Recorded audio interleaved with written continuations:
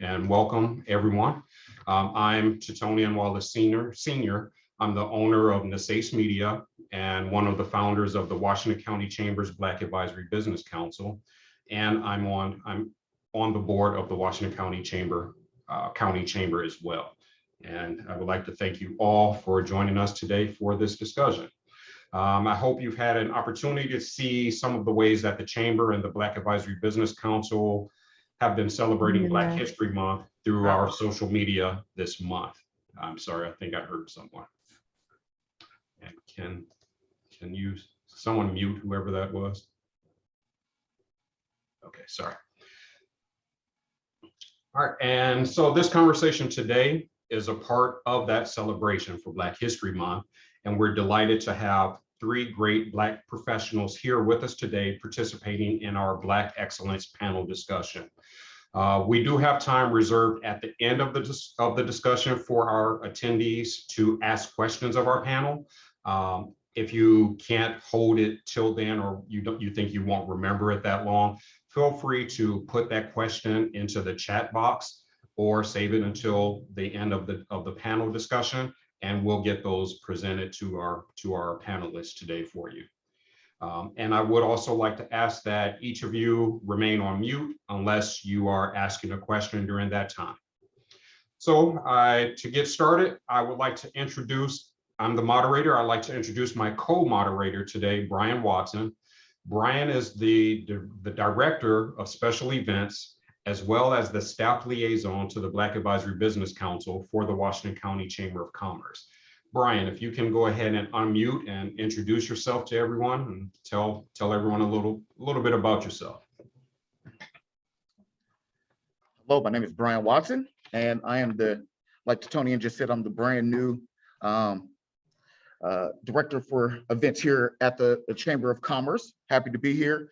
And one of the first things I was tasked with was this council and putting intention on Black businesses here in Washington County.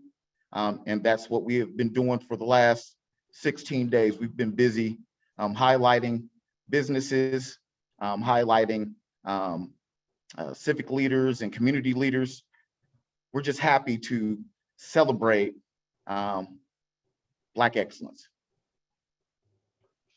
Yeah, and I'd like to say, I'm happy that Brian has come on board. He's been a tremendous help with everything that the Black Advisory Business Council has been doing since January. So Deanna, you did good by getting this guy on board, and welcome Brian. And feel free at any time, any of you, to reach out to Brian. He's at the Chamber, so you can definitely get in contact with him. All right, so we're ready to get started with this panel discussion. And first, we want you to have an opportunity to get to know our panel members. And I'd like to start first with Jelana. Jelana, would you like to go first and tell us a little bit about your business and how you got started baking? Hello, thank you. First, Titonian, Deanna, Brian, thank you for having me here. I'm Jelana Canfield, the owner and executive pastry chef of Jelana's Bake Shop, a flavor-focused online bakery here in Hillsborough, and a member of the Washington Chambers of Commerce. We focus on flavor, but also providing different dietary preferences, traditional, vegan, gluten-free, and non-glycemic using monk fruit. I always say I started in baking, not necessarily as a passion since childhood. When I was a kid, I wanted an easy bake oven. And when I asked my mom, she pointed to the real oven and said, "There's your easy bake oven, go for it." So I actually went to college and got a degree in theater arts and performance in dance and theater. While being an artist, my side hustle was working in restaurants. And that passion for culinary arts with pastry, wine, and food kind of dominated, especially when I was living in Hawaii. And then when we moved out here, I started a bakery out of my house part-time. And then during COVID, I went full-time. And now we're a full-on e-commerce bakery. You can order online, and we're about to move into a shop. So that's how Wow. Thanks. So that's how we all got started. Hi, Cindy. That's how we got started. And now it's a family business. My husband helps with operations, including our sons. So, and the Hillsborough community has been big supporters and champions of this. So thank you. Yeah, and I'd also like to add that Jelana is also a member of the Black Advisory Business Council now, so thank you very much. And Brian, do you want to continue with the Yeah. Go ahead. Yeah, no problem. Samuel, thank you for participating. Thank you for being here. Can you tell us what you do, a little bit about yourself and some of your background? Yeah, thank you, Brian. Thank you for everyone for allowing me to have the opportunity to meet with you and share a little bit about my story and journey.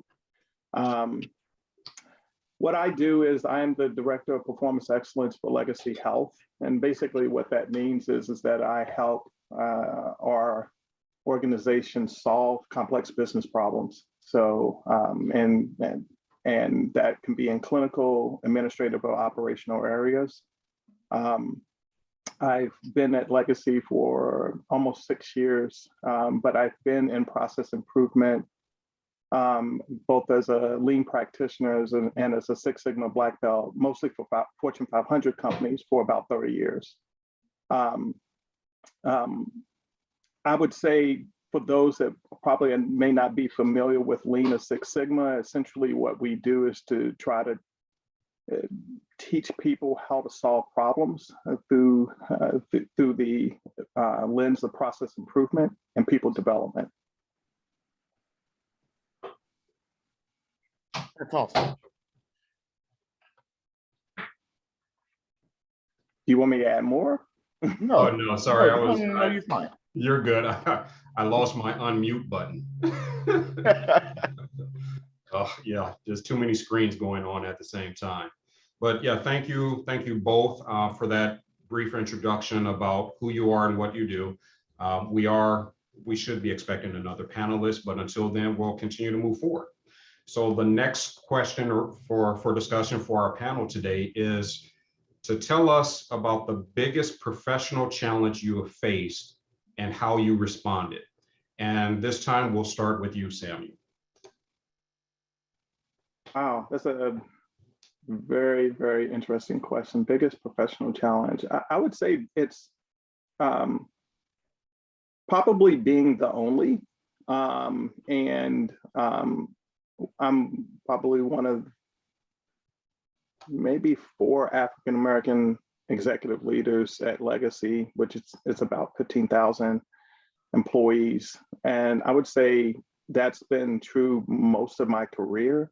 I would say that the challenge with not just being only, but you're trying to provide guidance and perspective and mentorship for people that want to navigate a path while you're trying to navigate your own. And so you have that moments of where you're unsure about how to navigate your own path, but yet people are coming to you and asking for advice, and you want to be really thoughtful and intentional about the guidance that you provide. That's the really kind of the difficult part. I'd say as a kind of 1A and 1B is really being mindful of why you're here. Why am I at Legacy specifically? I came to Legacy to change health outcomes for BIPOC populations, period. It's the only reason I'm at Legacy. And so trying to keep that as a North Star, as a guiding star in light of everything else that happens in your work and professional life is probably the biggest challenge that I can think at the moment. Well, let me add a little something else to that. So that's your biggest professional challenge, but how did you get started in your profession? Yeah, great question. So oddly enough, I'm from Louisville, Kentucky. Probably hear a bit of a Southern accent. So born and raised there. Toyota Motor Manufacturing. happened to build their first plant outside of Toyota City in Japan at Georgetown, Kentucky. And so I got started working on the line, making cars. And then I learned the process or the approach around process improvement and people development through Toyota. And that's really kind of how I got started in this career field. Awesome, thank you. And Jelana, we'll pose that same question to you. What has been your biggest professional challenge and how have you faced it? My biggest professional challenge has happened, I would say, a few times, but overall it's the same thing. Is I start pursuing a passion and then hit a major obstacle. The first one was as an actor and dancer, felt like I was moving my way up. I was working in Los Angeles in early 2007, and then there was a writer's strike. And I felt really confident. I was out of college and actually working in my industry. And as an artist, that's kind of a big deal. Like, oh, you're actually getting a paycheck to be an actor and a dancer. And there was a writer's strike and the industry literally shut down. I pursued different aspects, theater and things outside of the writers union. And then there was an actor strike, so it affected that union. So my husband, then boyfriend, got a transfer to Hawaii, and I thought, I'm not working, struggling, paying bills when I was making these leaps and bounds as an artist. We went to Hawaii, and I started working in the restaurant industry, first just to make money, but I was doing quite well. And I had another obstacle. I had a health issue. I was working at for Morimoto Maui, actually working under Iron Chef Morimoto. There was talk of me going to Asia and being promoted in the overall restaurant group that owns Morimoto, Star Restaurant Group. And my hip went out on me. I used to do long distance running, and that on top of working 12-hour shifts as a events manager for a fine dining restaurant, just was a hard mix, and being a mom and a wife at the same time. So we moved to Oregon because I was having some health issues. Surgeons in Hawaii weren't sure what was wrong with my hip. So we moved here. OHSU immediately knew what was wrong, and they handled it. It took a few surgeries, but I got better. So I had also had background in teaching. So I was like, I'm going to pursue a career in education. It was another passion of mine. And I was moving forward. I was actually working at Newberry Elementary, and then COVID happened. And I was one of the new hires. So I was one of the first laid off. So the pandemic took my next passion. And luckily I did already have our home kitchen license, because I did bake a lot through this whole journey. I used to sell pies when I was a struggling actor, sweet potato pies in LA. I did cakes and stuff for friends in Hawaii. And I just happened to get our kitchen license. And so when I got laid off from Hillsborough School District, I was like, okay, this is the one thing that's still around every time I have this major obstacle in my career endeavors. So maybe this is a sign to just go all in. So we took my last check and we went all in on building an e-commerce bakery. And third time's the charm, it seems to work. And where is my freaking, why am I having problems with this? Even though it was a struggle, it has taught me, each of these obstacles have taught me not to give up. And especially as I feel like as a Black woman, there are times, I'm not gonna lie, I felt sorry for myself. Like, why does this keep happening to me? But I think a mixture of, once I became a parent, you can't give up. It's not even an option anymore. And Two, I think about what my mother went through, my grandmother and my I'm foremothers having out of problems with this. slavery. You think, okay, if they could handle what they went through, everything from slavery through Jim Crow, through segregation, I can handle this. And I took the skills that I've learned through all these different professions and realized these are all the skill sets you need to be a good business owner. And I applied it to being a bakery owner. So you found from COVID, you were forced to pivot and make it basically a real life-changing decision at that time. Now, Yeah. do you feel because of it's, well, I can attest, like probably several others here, that what you create, your baking is exceptional. So do Yeah. you feel like this is now your calling? This is what you were supposed to do. This is what you're happy doing now.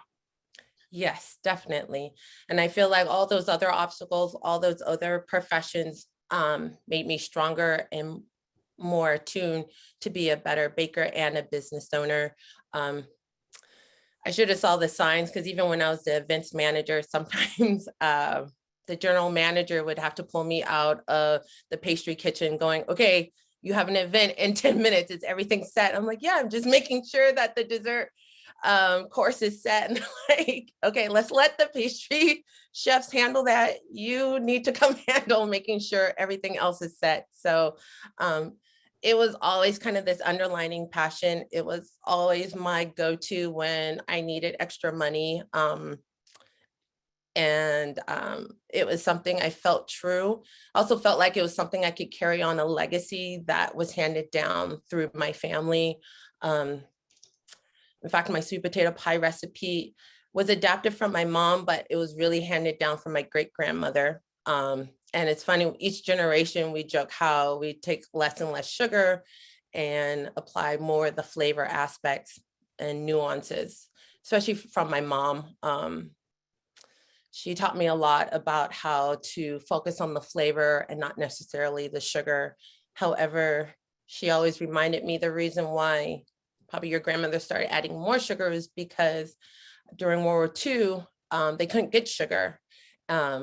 She remembers my grandmother having to use ration cards to get supplies during the war.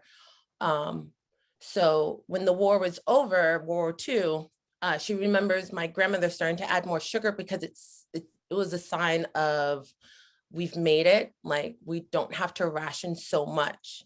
So I don't knock how American confection has started to become more dependency on sugar, because there was a stage where it was a sign that you have made it, you can afford it. But at the same time, it made an impact on our health.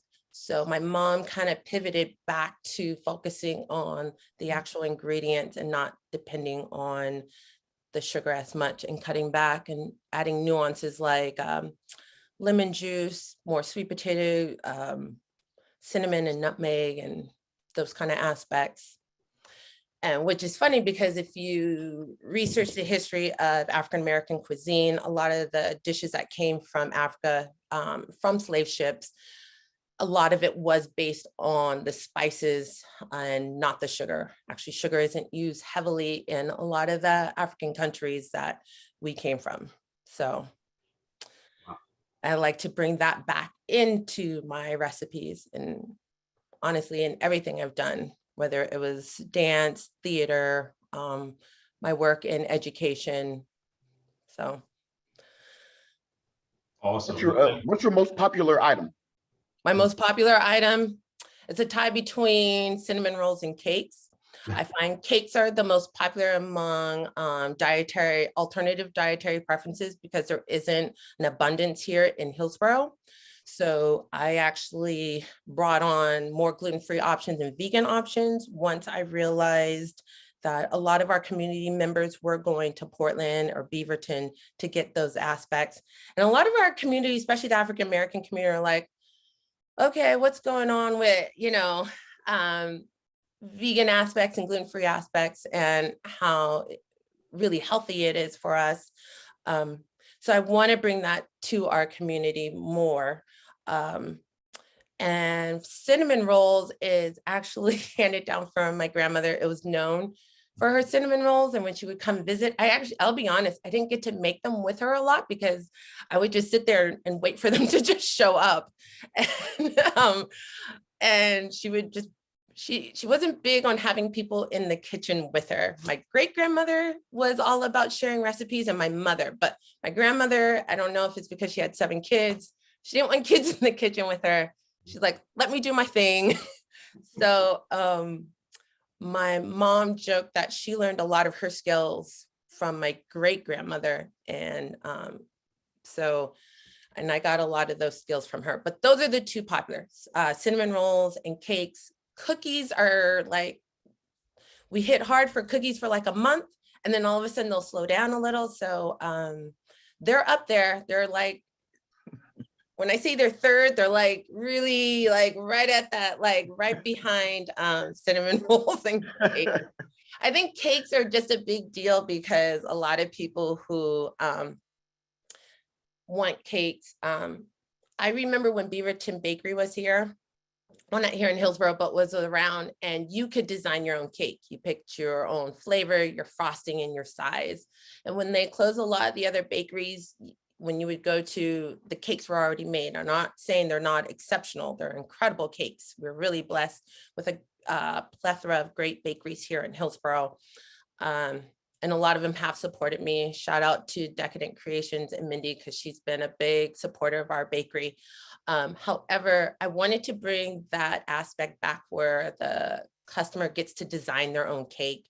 So, and we actually added the aspect of picking your own dietary preference. So you get to pick if it's traditional, gluten-free, vegan. And I actually allow people to do both if they have a gluten and need to be vegan. And then you get to pick your flavor, and then you get to pick your frosting, and of course your size.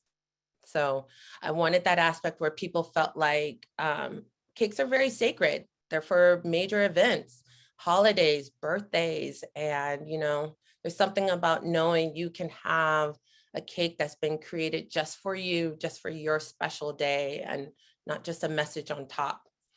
And I have to give a quick shout out now that Jovani is here. So during that time when when we first moved here, I was laid up with some hip issues when we first moved here. And Jovani, I followed a lot of your stories through articles, and the fact that you started in your house. I don't want to give away like your background, I'll let you tell you, but I just want to say you were a big inspiration to know that through my life obstacles, not to give up and to keep pursuing your dreams. Well, that's an honor. That is such an really honor. was. So Like, that means a lot to me. I don't want to give away too much. You know, girl, let me tell you something. Sometimes you're on your balcony crying. What's a black man doing making crackers? You know what I'm saying? You have no idea. I just like, what am I doing? I gotta be a fool, you know. Well, I think this is that's a great segue. Thank you, Jelana, for that. So we can actually bring in our other panelists now as well. So this is just an opportunity for you to learn a little bit about Jovani. So Jovani, the first question that we posed to the panelists is, tell us a little bit about you, your business, and how you got started for those that don't know you here. You want to say hi? Come here. This is my daughter, Layla. You want to say hi? So she wanted to say hi, apparently. Oh, hi. You say hi, sir. Hi. Hi. So basically how I got started was, honestly, okay, let's just break it down. I got tired of being the last to be hired and the first to be fired. And people will ask me, like, I just came back from the fancy food show, and I'd have some guys sitting up against me, or all these white people, and they're asking me, why'd you start? And I think to myself, should I tell them the truth? You know, or should I lie? You know, I think, should I lie? Tell them the truth. I said, forget it. I'm just going to tell them the truth. This is the reason why I started the business. I got tired of being the last to be hired and the first to be fired. And what happened was I lost another job. These people did me really wrong. And I thought to myself, you know what, in order for me to be able to provide for my babies and my family and have a life, I'm going to have to learn. I'm going to have to do it myself. I'm going to have to find something that no one can take away from me. So I said, I'm gonna start a business, right? I'm starting. I didn't know what I was gonna do. I could be shoveling mud or something. I don't know. But one thing I was a hardcore foodie and I loved to cook. And but I didn't see that. So then my wife turned around. My wife said one day she goes, are you doing? You should just start a food business. All you do is talk about food. She probably got sick and tired of hearing me talk about food when she said it. So I was like, yeah, you're right. Dang, I should make food, right? And then my mom made these amazing crackers, and we were driving back to Oakland. We were living in Oakland at that time. Driving back to Oakland, California, and we're eating them, and couldn't stop eating. My wife said, "You should make these crackers." That really was the birth of the Cracker King, and that's kind of how the whole thing really happened. And then when I moved, my wife was recruited to Nike by Nike, and that's how we ended up in Portland. And then when we got here, I took care of the kids during the day. 3 kids were really young. 2 were twins, or 2 and 3-year-old. And then in the afternoon, I would go to a shared kitchen. I'd make crackers, and then at night I'd drive Lyft and Uber all night long. And that's how I started the company. I mean, there were days, and then trying to do 5 to 6 farmers markets every day. There were points I couldn't even get off the couch. I was just so exhausted. So that's kind of how the whole thing happened. I mean, and I wanted to give up, but I didn't. I couldn't. At that point, I had too much skin in the game. And the bottom line is this: is that I knew I had a good idea. I knew I had something. Jelena, like you, I'm pretty sure. You got something, right? But it's hard because so many doors close in your face. And as Black people, they close in your face over and over again. And what happened with me was that with the death of Joyce Floyd, it caused the birth of my company. And that's the most saddest thing that could have ever happened. The death of another Black man caused the birth and the success of my company. But I can't really say it caused a success, because what happened is that people started giving us the opportunity. They started trying the product. But we have done so much work up to that point that we were killing it, that when they tried it and they opened it up, we were ready for the success. Success isn't something that it's just overnight. It's not something that happens. It's something that you work for and you work for and you work for. And if you keep working, the doors will open. It's just, are you ready to walk through or not? You know what I'm saying? You could be the flavor of the month, or you could be something greater.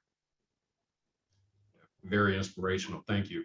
And we're going to catch Jovani up. So I'll ask the next question to you, and then we'll go back to Samuel as well.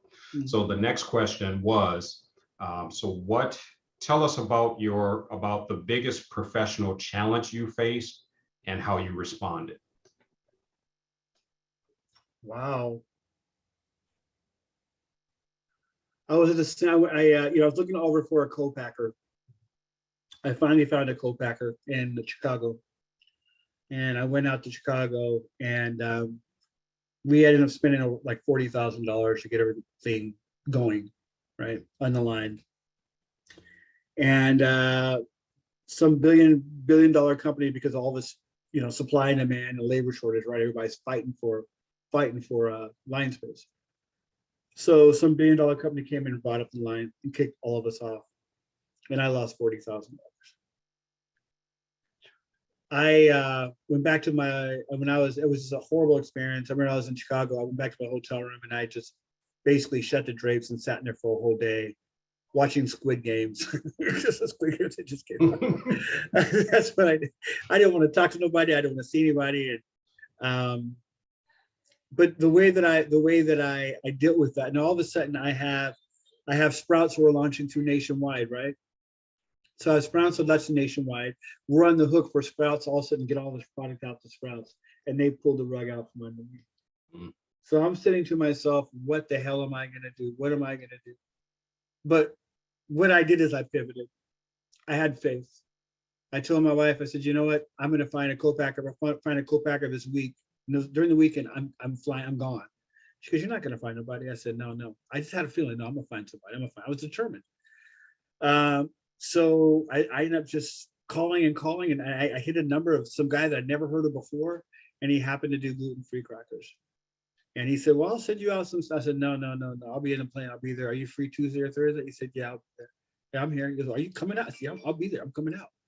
So I flew out, and everything changed. Now our co-packing is going smoothly and everything works, but it was a godsend. So I think my biggest challenge was not concentrating on the negative.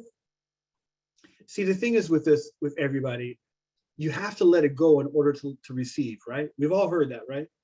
But we all know when you really let it go. When you let it go, you have that big sigh, your whole body just goes flat, and you're like, wow, that is gone, right? We have to do the same thing in business. This is the exact same thing, but you're gonna go crazy. You're not gonna survive. So for me to let that go and say, I know that money's gone, I gotta go back to my investors, but before I go back to my investors, I have to find a positive that came out of this. So I let it go and I opened my arms, and the universe delivered. You know, God, the universe, Jah, whatever you want to call him, I'm spiritual, delivered. And it came, it just all happened in a weekend. So instead of sitting on my couch crying for the whole weekend, I'm like, you know, no, get up, dial, get going. It's going to happen. You know, it's going to happen. Make it happen. And I was blessed. So that was a huge positive recently that I dealt with a negative by being positive about the situation rather than being negative about the situation. Awesome. I love that. I also have a degree of spirituality that I believe in, that some things are just meant to be, but you still have to put in the work. And that's a common theme here. Well, actually, you heard it from Jelana and Jovani, is that I can't fail now. Oh, yeah. And I just want to say one more thing. That makes a true entrepreneur. If you know no one's going to stop you, and when people say no, what you do is you take that number. I don't know how many times y'all, Jelana and my brother Brian right there, my black man, my brother right there. You know what I'm saying, right? People are going to tell you no over and over again, and they're going to think you're stupid because you're black walking in the door.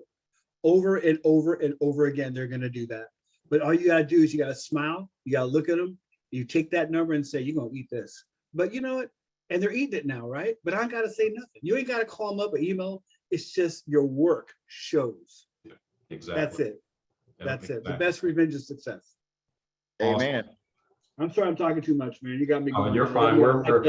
No, that's great. That's great to hear. And I think it's what people on this call need to hear today anyway. It's because you're going to help inspire other entrepreneurs that maybe they're on the fence and they're not sure.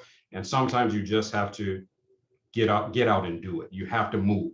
That's one of my big things, is when I feel in my spirit it's time to move on something, I don't let anyone else's no stop me from moving forward. Thank you. That's what you have to do.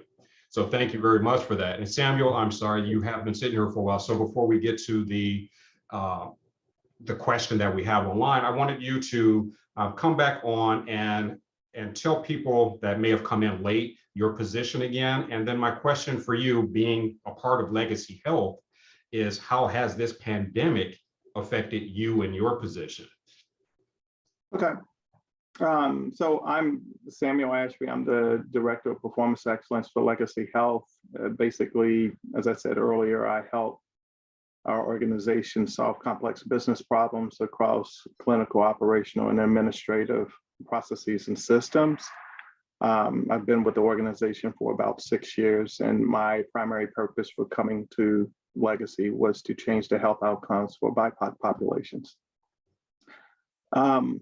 In terms of the pandemic, I think I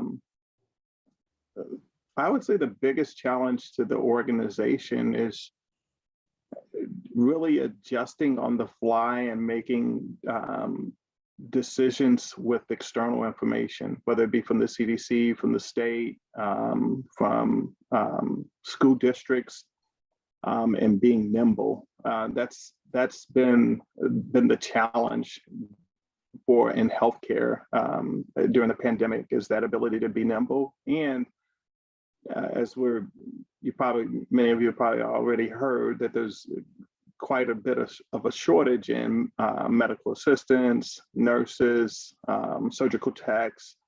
And so it's a really, really tough environment right now to provide really high quality patient care. When you don't necessarily have the proper amount of staff, or the staff that you do have is extremely overworked. And so, going now, I think we're coming up on 2 years, this is now no longer the new thing, it's the new normal. And so for us at Legacy, it's, as I said before, it's really trying to be adaptive, responsive, and more nimble to our patients and to our employees. Now, on the personal, professional level, did you have any obstacles that you felt were trying to hinder you from reaching your current position, and how did you overcome those, or what did you do, or what did you go through? During the pandemic, or just in general? Just in general. Yeah. Well, I would say my biggest professional accomplishment is not becoming what I was subjected to. So, wow, I like that. Wow, that's good. So as a person of color and navigating the corporate space, I believe Will and I overlapped at Nike for a period of time. It's difficult. You're already perceived. I remember coming into Nike as an organization and being constantly asked if I worked in basketball and Jordan, even though I was in operations as a process guy. But the assumption was, and Will's laughing because he knows, but the assumption was because if you were Black, that's where you were. And so, you know, I think you have to be able to compartmentalize the racism, the barriers that white supremacy and capitalism place in front of you. And you still have to be driven and focus on the mission, which is the advancement of my people. That is it. That is what I'm here for. That's what I'm about. I do this work. I can make a lot more money being somewhere else, but it is about the advancement of my people. And so, I have to always keep that as a focus point for me, because it's the thing that motivates me to get up in the morning and actually take on what I have to take on.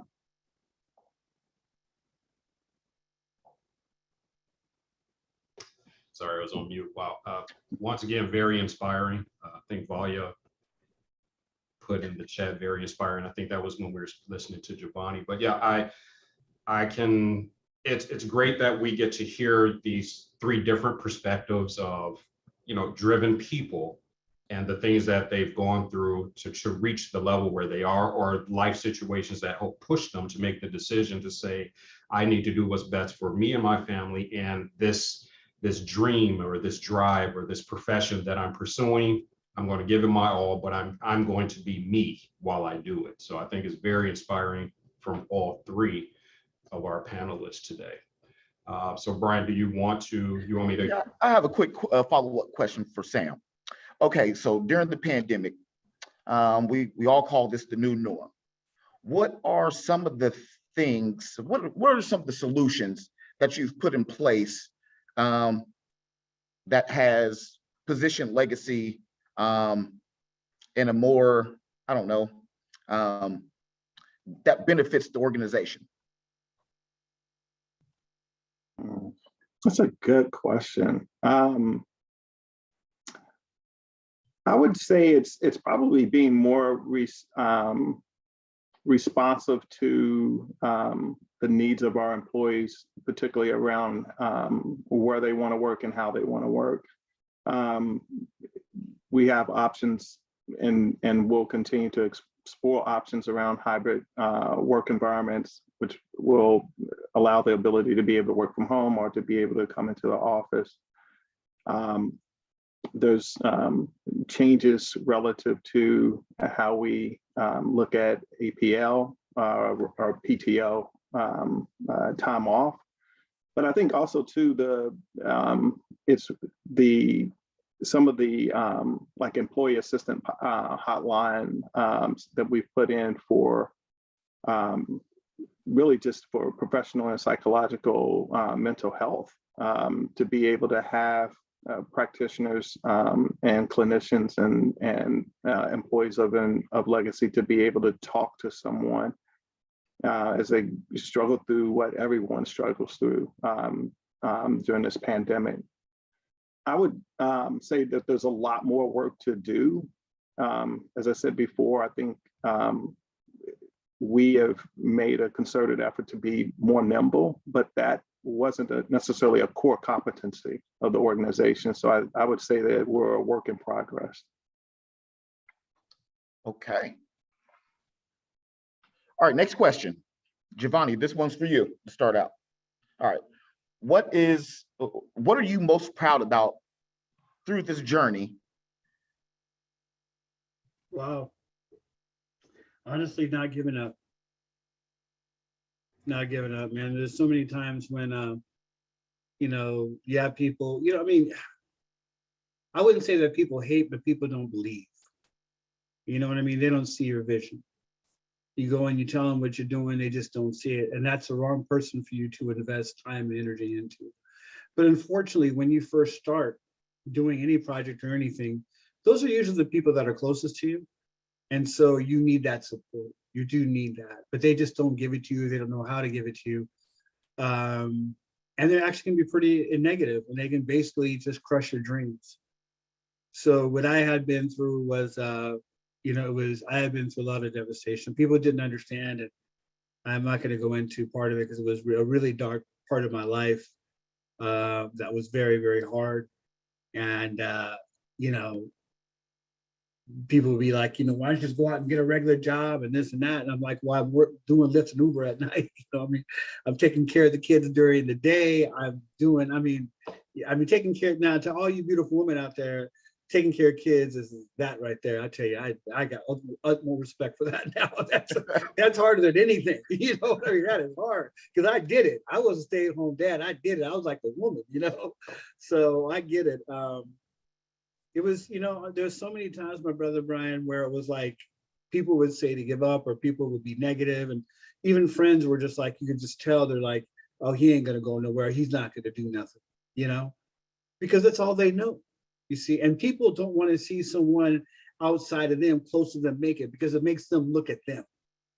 You see, all of a sudden they got to look at themselves. Or what am I? Why? You know, why am I here? Why is this guy going like this? So they don't want to see you succeed. So the hardest thing to do is pull up your bootstraps, stick your chest out, wipe that tear from your eye, and go, I ain't giving up. I'm gonna do it, and nobody's gonna stop. So that's the proudest thing that I think. Going to where we're at right now, as far as being a national business now and really growing, I'm extremely proud that I just didn't throw in the towel. And I just want to say one thing that everyone, I hope it resonates with everyone, and that is this: you only lose if you give up. Absolutely. How many outlets are you in now? About 600. We'll be in 1,000 by next month. Congratulations. Over 1,000 stores by next month. Yeah, we're launching in Safeway Albertsons throughout the West Coast, launching in Kroger's. It's crazy. Yeah, by the end of the year, we'll probably be like around 2,000. Yeah, I mean, we went from zero to, but we didn't really go from zero to nothing. You know, we were prepared. You know, it's been a lot of work, and even to this day, the other day, I was looking at. I'm so busy and going, this is crazy. And, you know, you're growing, you're putting out fires all the time. You're putting out fire, doing this, doing that. It's crazy. And I remember I talked to my CFO and I stopped in the middle of everything and I said, this is how it's going to be, huh?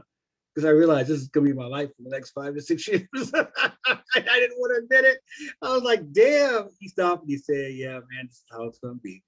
I had to take a little breath and swallow it. All right, this is what's going to be. Let's go. I hope that answered your question, man. But Absolutely. I appreciate you. No, that's great. And Jelana, we'll pose the same question to you now. What's your greatest professional accomplishment or something you're most proud of?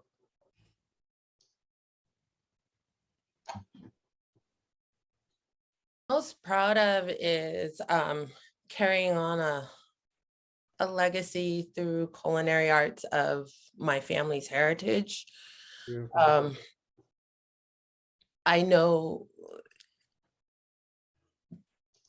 even for my grandmother, like owning a business was unfathomable.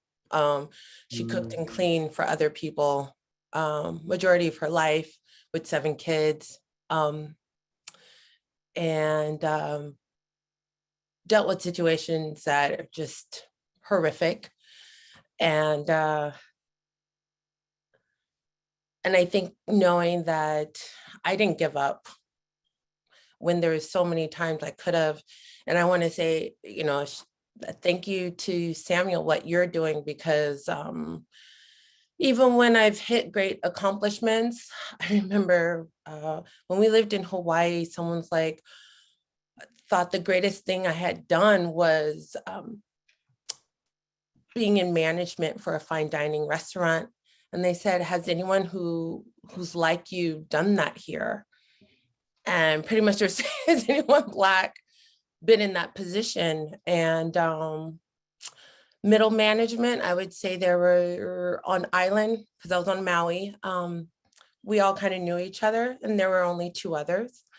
And fine dining events management, it's considered more higher management. And I would go to meetings where I was not only the only woman, definitely the only woman of color on an island that is predominantly people of color. And that was really sad in itself. It wasn't like there was not even other Polynesians there. There was just literally white men and me. And there were times when I would have customers, when I would work like we'd rotate shifts to work the floor as management. And I remember going to a table and I said, oh, how can I help you? They're like, oh, we're waiting to talk to the manager. And I'm like, well, I am the manager on the floor. Oh, well, is there a general manager here? I go, no, I'm the highest ranked manager on the floor tonight. So how can I resolve your issue? Are you having a nice meal? Or my favorite was, I would recommend a bottle of sake or wine to pair. And they're like, well, is there a wine director here? And I'm like, well, I remember once I wanted to do this move I saw in a movie where you turn around and you're like, oh, that's me. But I didn't want to be that obnoxious. But you have to just be resilient. I would get that a lot.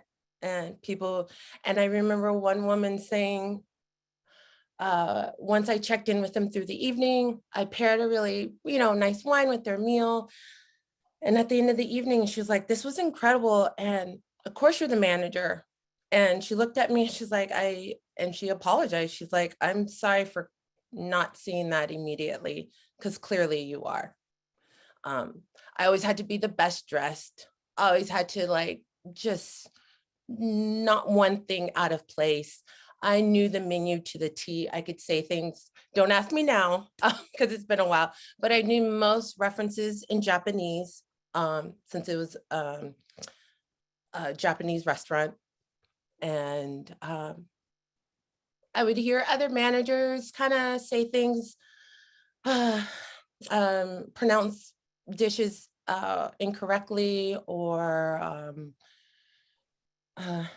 just misquote the menu.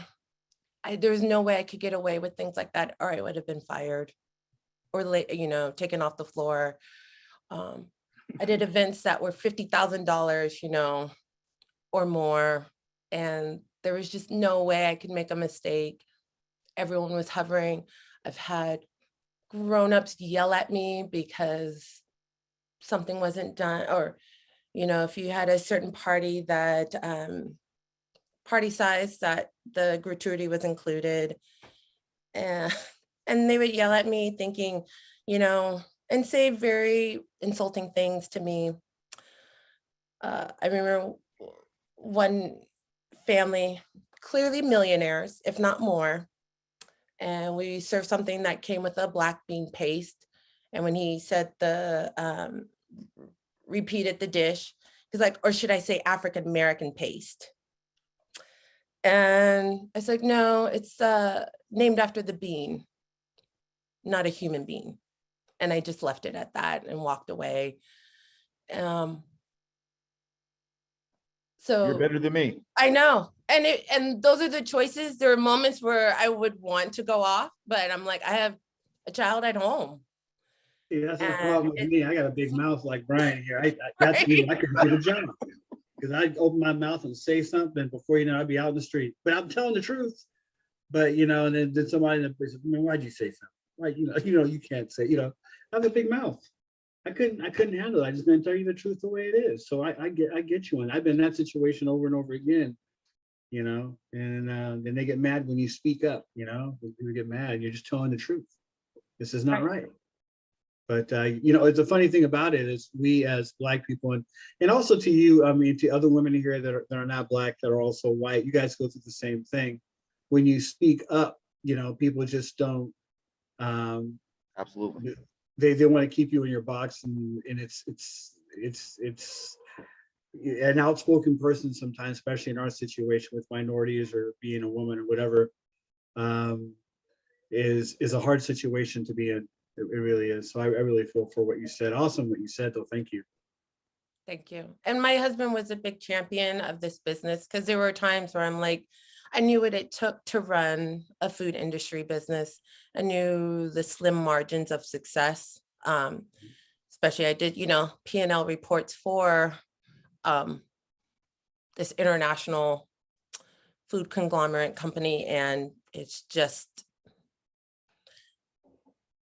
I didn't, to be honest, I didn't want to do it. And he championed, like, aren't you tired of working for other people? And you keep getting close to this level of success. And then a situation happens and you're in a position where somebody else's controls our financial destiny. And it wasn't that I just didn't want to say, yes, you're right, let's do this. It's, I think also when you are Black and the woman in the family, you're also thinking, yes, but I also know how hard this road we're about to go down is, because I've seen it just in management, let alone being the owner. I've walked into meetings where everyone's like waiting for somebody else. Who's this Jelana? And I'm like, that's me, I'm here. Literally, I've had to say that. Yep, thank you, That is me. Jelana. Yeah, we want to go ahead and be respectful of everyone's time. So Yes, we keep the questions moving. So Brian, do you want to take the next question for our panelists? Yeah, I like to pose the same question to Sam really fast. What's your greatest professional accomplishment or something that you're really proud about? I really get geeked up when I see someone have a plan and a path to get to their goal and reach it. And if I had a small part to play in either speaking on that person's behalf or mentorship or connecting them to someone that could help them, for me, that's the, it's kind of the catnip. You want to see people succeed. And people come to work or come to do the profession because it's there's a drive and a joy in it, and you want people to experience that. I personally hate to see employees dreading coming to work,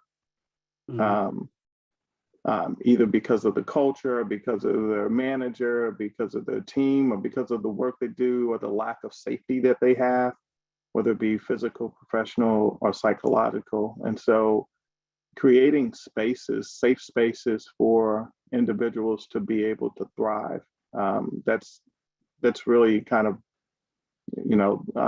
something that I find and take great joy in. Absolutely. That's awesome. Next question. We'll start out with Jovani. This question is for you. If you could just close your eyes and imagine what Black excellence is, what is Black excellence to you?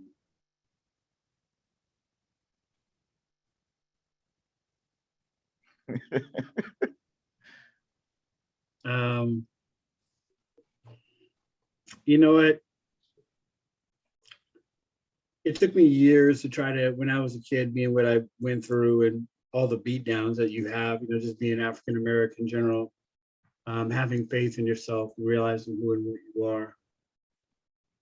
You truly reach Black excellence when you can look in the mirror and realize how beautiful you are. Realize how strong you are. Realize how much you have to give. Realizing how much you have to offer. Realizing that you are a beautiful Black human being. That to me is when you reach that Black excellence.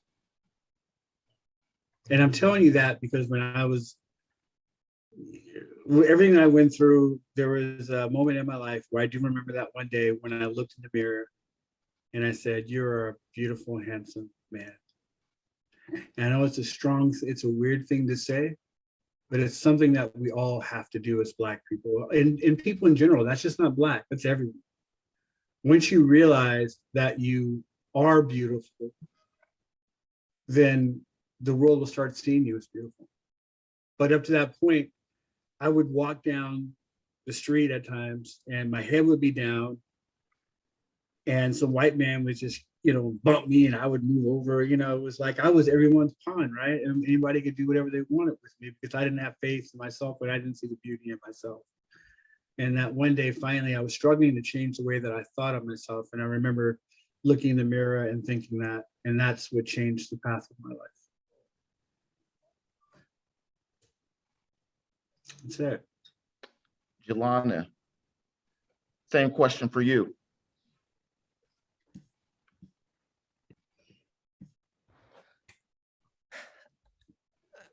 I feel like it's so much the same, but it's knowing that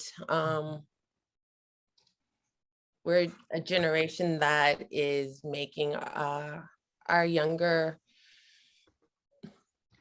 generation knowing their greatness without having to first feel inferior, then discover it. Black excellence just coming out of birth, never questioning it, never having to go through that stage feeling inferior, then building yourself up. Yeah. So I just, from the get-go, and the same for everybody, just everybody feeling that love, like, and knowing humans came from, you know, it's genetics, we're all from Africa, and everybody feeling that, feeling pride. And this is where humanity started. So.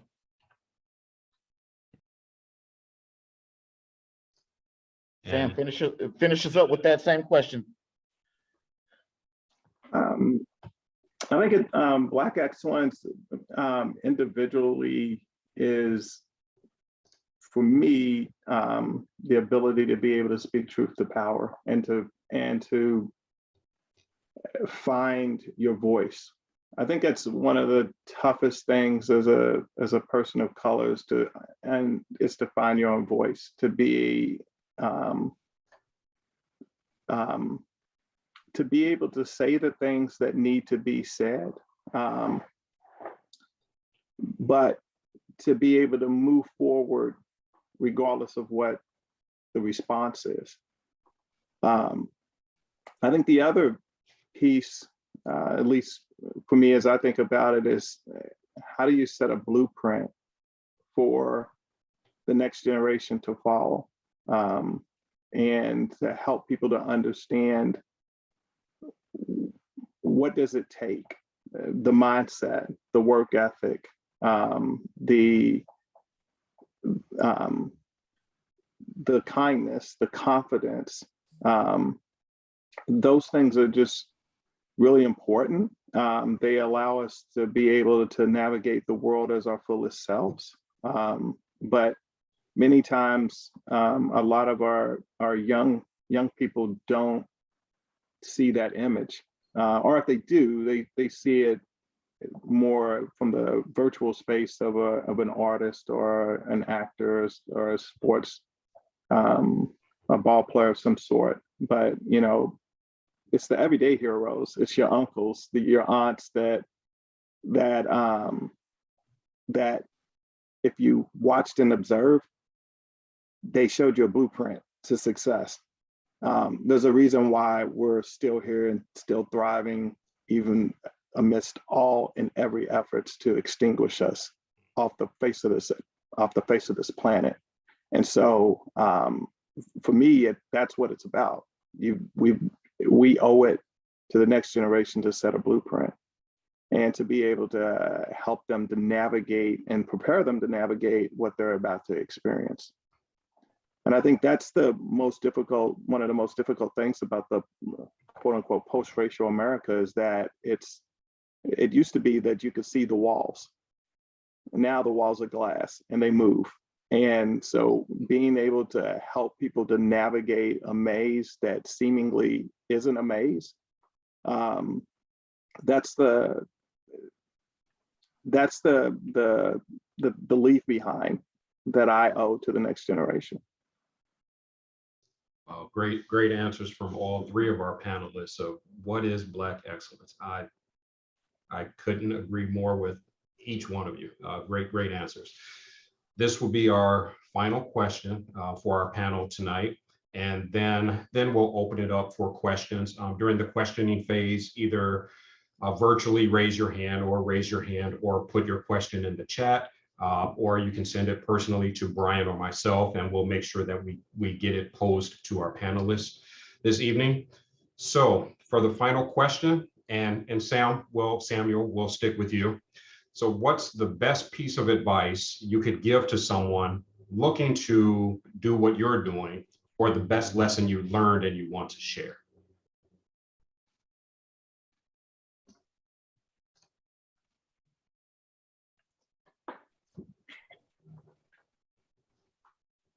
That's a really good question. I would, oddly enough, there's not many people of color, not many women in the work that I do. I don't know why, but for some reason, that's kind of how it's kind of evolved. I would say, I think the best piece of advice is really about having that learning mindset. And understanding that failure is a part of it. When we try to coach and develop people, everyone wants an A on the test, but that's not what learning is about. Learning is about failure and going back and understanding why you failed and adjusting and employing a new approach. It's essentially the scientific method. And so helping people to understand how to employ that thought process and that scientific method to their individual work, but also to how to be able to see gaps in systems. So when we think about care for patients, and how do we address gaps of equity? But people have to be able to see that. They have to have the ability to be able to detect that there's gaps. And then they have to have the resolve to be comfortable with the failure that comes with trying to close those gaps. And so that's, for me, the advice that I've gotten to again, continue to move forward, even in light of failure. Failure is learning, and you want to fail as fast as possible. You want to fail as risk-free as possible, but failure is part of the equation. Thank you. Great answer. And who's next? Jovani, same question we'll pose to you. What's the best piece of advice you could give to someone looking to do what you do, or the best lesson you learned that you'd like to share? Sorry, I'll mute myself here. It's very simple, very short, in a few words: hone your craft and the floodgates will open up. Don't worry about trying, I'm gonna make all these sales and do all this, no. be the best at what you do, and everything else will follow. Great advice, right? Yeah, that's right. And Jelana, same for you. What's the best piece of advice you could give to someone looking to do what you're doing, or the best lesson you've learned that you'd like to share today? As a chef in food production business, I would say travel and work with as many different types of food as possible. And then take what you grew up with or what's sacred to you. Because food is sacred to everyone. And even if it's something that's very niche and you're like, is anyone even going to like this? If you're passionate about it, one, there's probably others in your community that knows that same dish and miss it, and others will be open to it. And taking all those lessons from different food experience. And when I say travel, yes, money is involved in that. And during a pandemic, it's not the best time, but train with other chefs, train with other people's grandmothers and uncles, and hear their food stories and their food journeys, and take those lessons and apply it to what you want to pursue as a chef. Awesome. All right, everyone. That is the end of our discussion with our three panelists. If everyone could please give our three panelists a virtual hand clap. And we thank each of you for being here, and all of you for staying here with us today and listening in on this Black Excellence panel discussion. And we are now opening the floor for questions. If you have any questions, please raise your hand or send a message in chat and we'll get it up there. I do have a question in chat to get us started. Will, would you like for me to ask it for you, or do you want to do it yourself? So it's up to you. It's your show. I'm just happy to be a passenger on the All right, you go ahead, man. The people want to hear from you. My question was, what are some of the challenges you face today in business as a Black executive, as a Black business owner, and what are some of the things that you employ in order to overcome those challenges?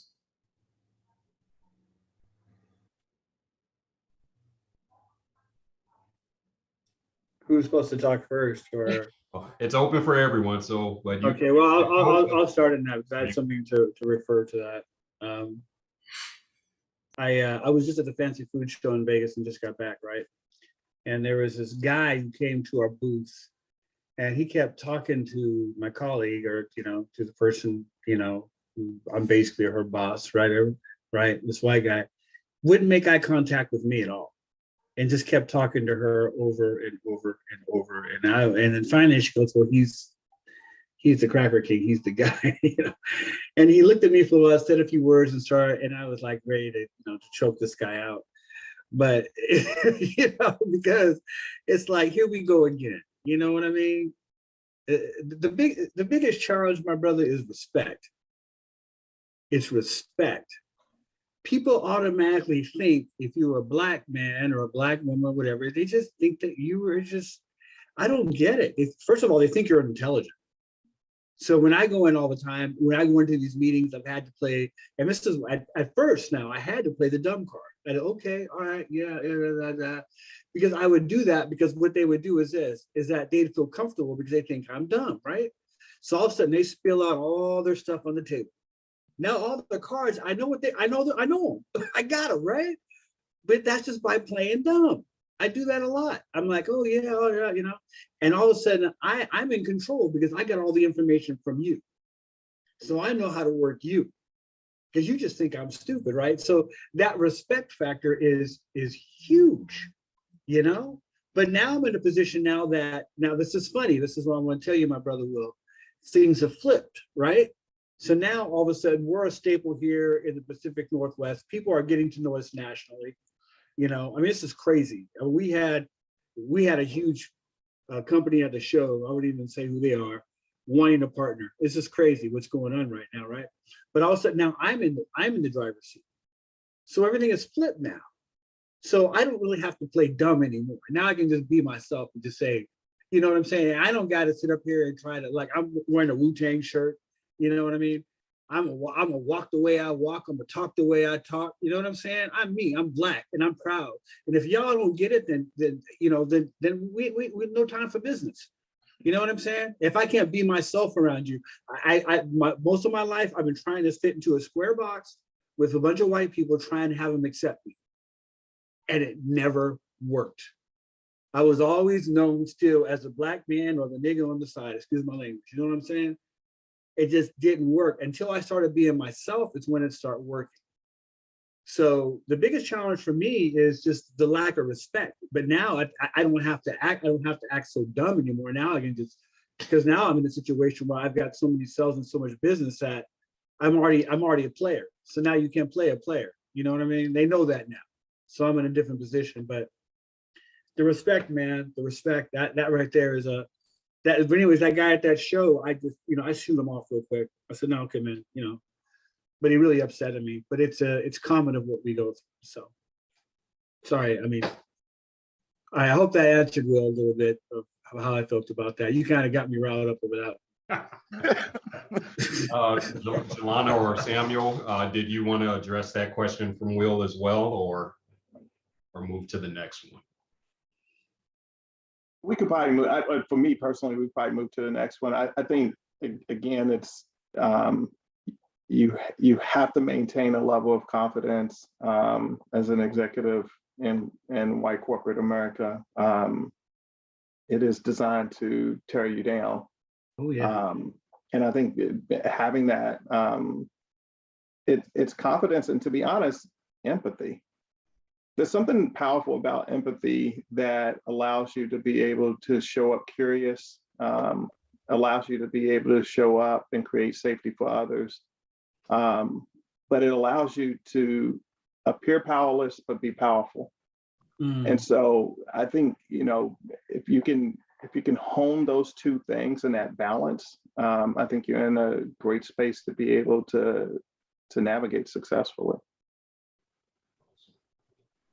Jelana, did you want to speak to it as well, or next question? Just real fast, because sometimes the support you get being African American, there's all these grants and they're great. The funding, it's a loan that we receive to get into a shop. It's through a CDFI, so they require a waiver from a landlord where you do find your shop to say they have the right to come onto the premise. If I jump ship and default, which I won't, but the properties we're looking at, when I submitted the waiver saying this is required, part of my loan is for you to sign this. And a lot of the landlords that we're presenting it to have never seen this. So even though this loan is to help underrepresented business owners, it also kind of hurts you because you're now this red flag for the property owner. Why do I have to sign a waiver saying your financial institution wants to know they can come onto property and pretty much repossess equipment in case you default on the loan and you can't. So it's this gamble, like a lot of people are kind of like scholarships in the 90s, like, oh, you must get a lot of scholarships. And now with this kind of woke movement, they're like, oh, you must be getting grants and loans real quick. You're a Black woman-owned business. They must just be handing you money. Well, I worked hard to get this loan through the SBA. Extremely hard. And now I also have these barriers other people don't have to deal with. And it's only kind of in a way also hurting me that now I have to present this waiver to say, hey, my financial institution's worried that I might not pay and I have to have you sign this waiver. It's almost like you're presenting food stamps. Thank you. Yes. You know what I'm saying? And I'm like, I have the money. Here's my bank statement. I am not on a default on this. You just can't get regular money. You got, Thank you. And those are the things other people don't have to deal with when they get a loan. you know, and I'm like, really? I really have to give this to the landlord before they even get to know me? And So, that's a red flag for them, because all of a sudden they see right, the they're like, color, and then all of a sudden like, because you know what I'm saying? He's like, well, why are you giving me this for? What, that mean you Right. faulted somewhere else and you're not gonna pay right? me? So now they want even more paperwork they didn't want before. But luckily, as usual, as a Black woman, I have to have all those ducks already in a row. So I was already ready for giving them even more financial documents that they didn't ask for before. So, Wow. okay. Well, Awesome. just to even make progress, more Yes. obstacles are thrown in the way. I think we have a question here. Brad, your hand is up, I see. I just have more of a comment. This has been really, really enlightening.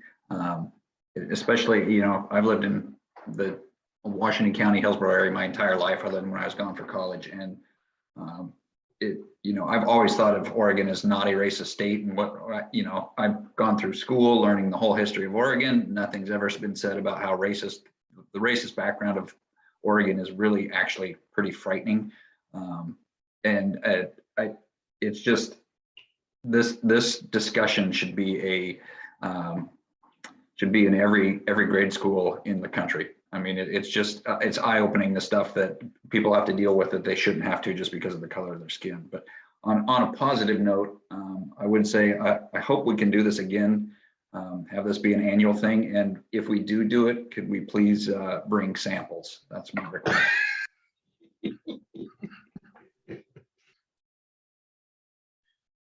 Okay, I have another question in chat.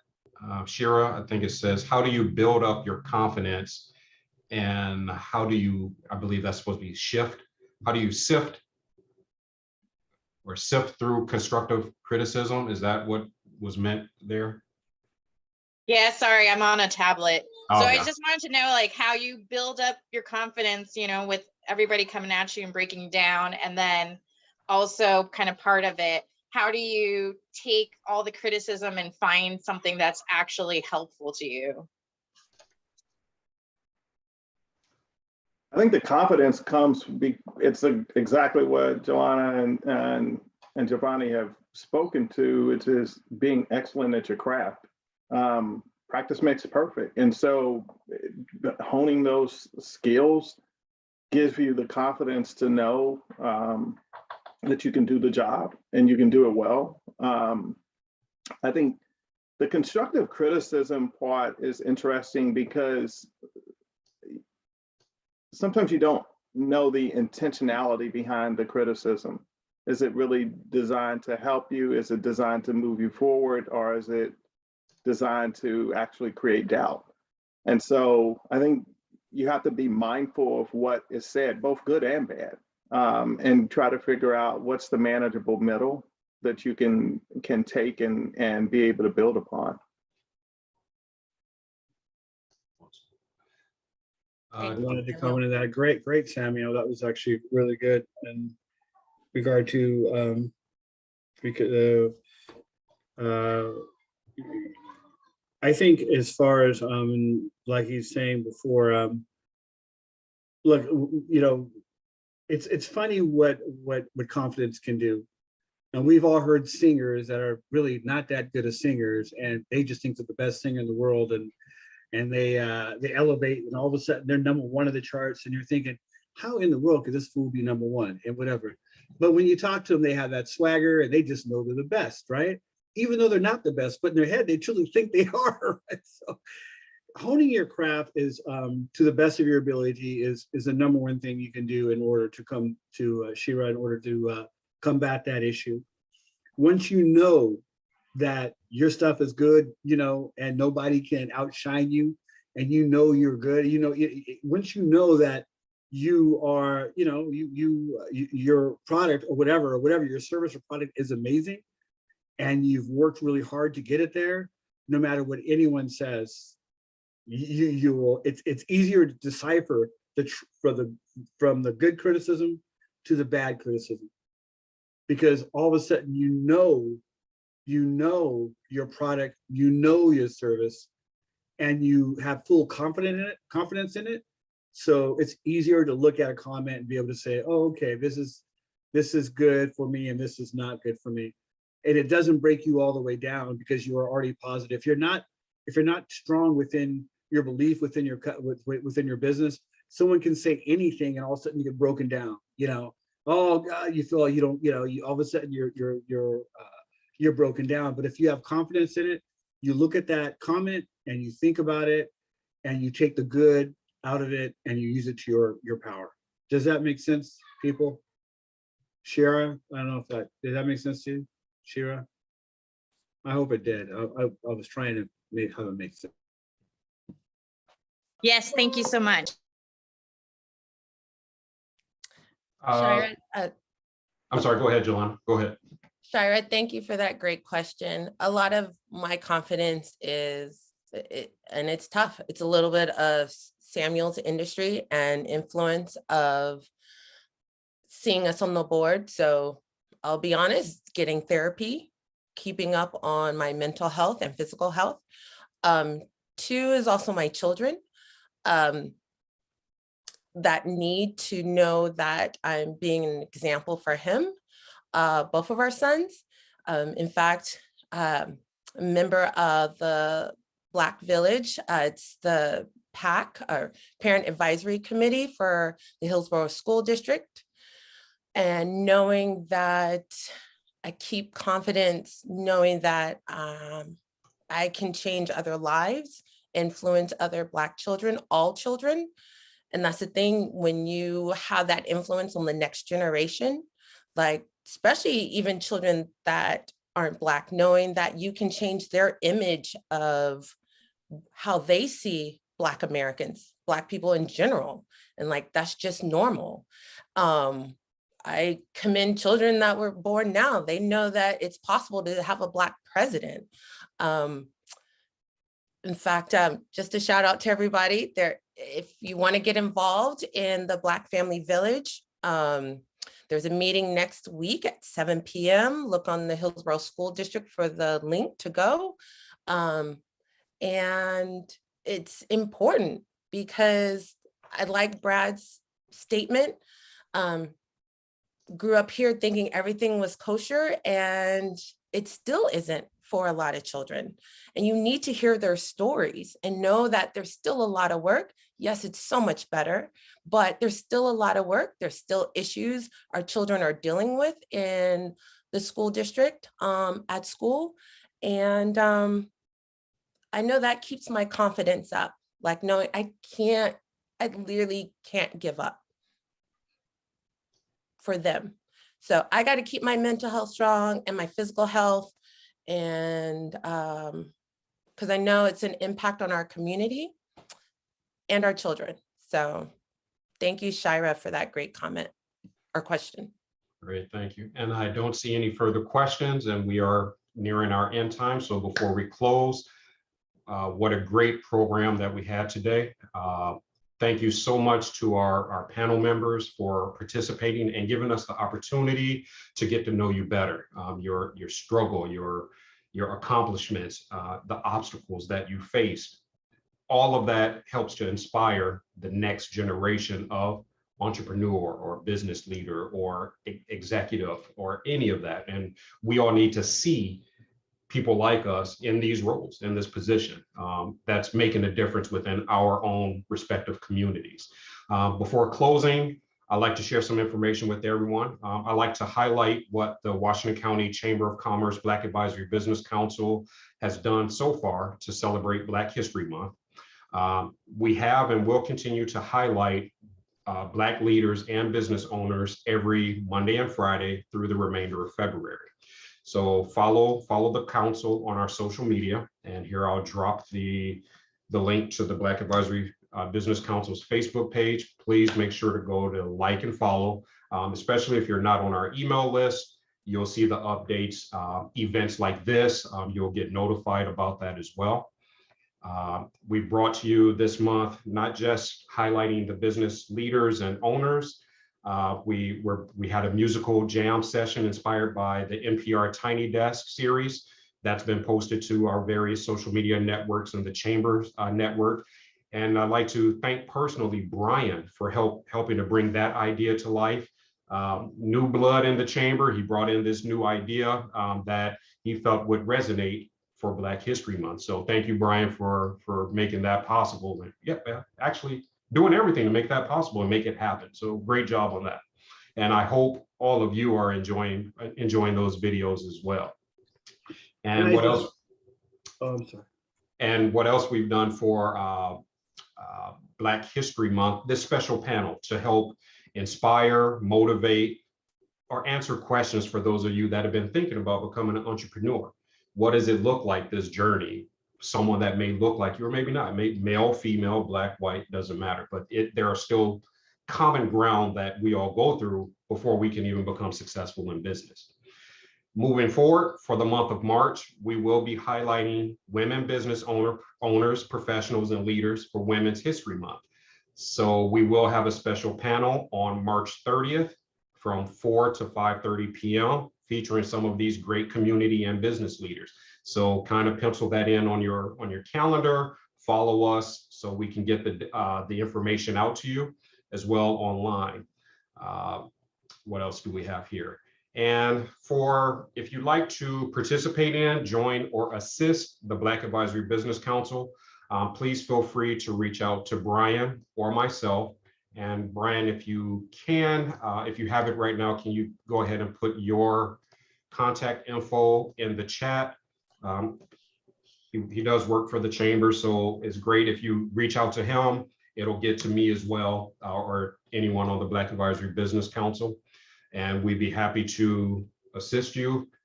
We'd be happy for some of you to potentially join us in the work that we're doing.